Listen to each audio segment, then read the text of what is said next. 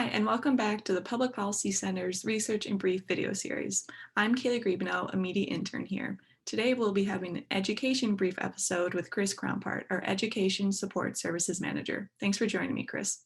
Yeah, Kaylee. Well, first, thanks for having me. I'm excited to have this conversation. So could you tell us a little bit about your role within the PPC? So as you mentioned, I'm an education support services manager, and in this position, I get to combine my, my interest and my experience in both teaching and research. So I've been with the PPC since last June, and one of the primary things that I've done so far was to help design and then to lead the inaugural Summer Policy Research Institute. And so we had about 25 students from across campus, different majors, different levels of experience in research.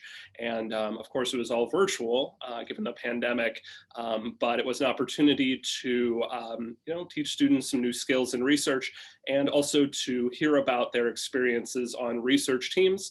And then finally to hear from different, more experienced, certainly not students, but different people from across campus in high-level positions talking about their starting out research experiences. So one of the major things that I've done is what we call SPRI, and we're ramping up for SPRI 2021. In addition to leading the Summer Policy Research Institute, I'm helping to design a framework for online modules as a part of what's called Iowa Rise. And this is this exciting new initiative on campus that's really just been kind of taking off in the past year or so after a lot of planning. And so these online modules are going to set students up for high impact experiences in research, internships, service learning, and civic engagement. The idea is that these modules are going to be something that they can take before those experiences and get some comfort, get some skills, so that way they can hit the ground running with those experiences. So what initially got you interested in the field of education?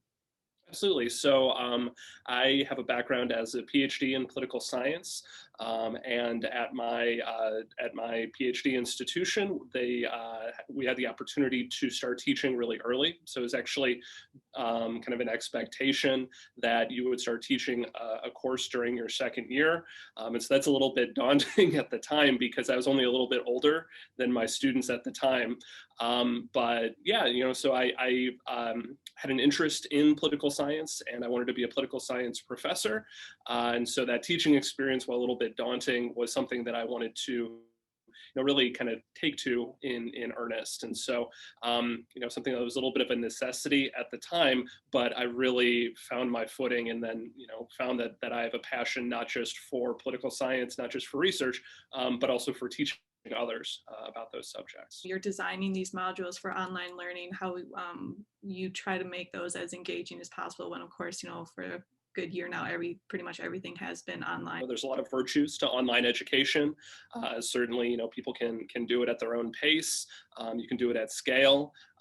But the real question is, how can you do it with a great degree of quality? And so sort of acknowledging, some of the trade-offs, just in terms of it's very different when you're talking through a computer screen versus when you have a small classroom or even when you have a large classroom. I should say I've taught classes as small as 5 students and as large as, I don't know if I hit 200 one time, but so definitely like a range of experiences. And that's all kind of informed the approach that I've taken to thinking about these online modules, because at the end of the day, whether it's a large classroom, a small classroom, or something that's being designed to be consumed asynchronously, you want engagement. And so it's thinking about how you can use that modality to engage your students as effectively as possible. I'm curious how you would define your own philosophy and how that would intersect with your background in political science as well. The way that I see it in terms of how I got started and how a lot of my people that I talk to about teaching, you start by emulating the best teachers from your past. And so I've been fortunate to have so many great teachers that I was, I don't want to say rip off, but sometimes when you're starting teaching, it's just you think about what worked really well, and you do that, but then you start to unpack that. And when you have more experience, you start to think, how can I do this more effectively? How can I have a better draft of this course? And so that has led me to a teaching philosophy that emphasizes active learning. And maybe the best way to define active learning as it's not lecturing. So rather than someone being at the front of the room talking at you, you are trying to engage the students as much as possible. Debates, simulations, discussions, what have you. That is the crux of my teaching philosophy today. Out of all of your work within the past year, this very tumultuous year, what has made you the most proud? I would have to say it was the Summer Policy Research Institute. It was something that we started within about a month or so of me coming on.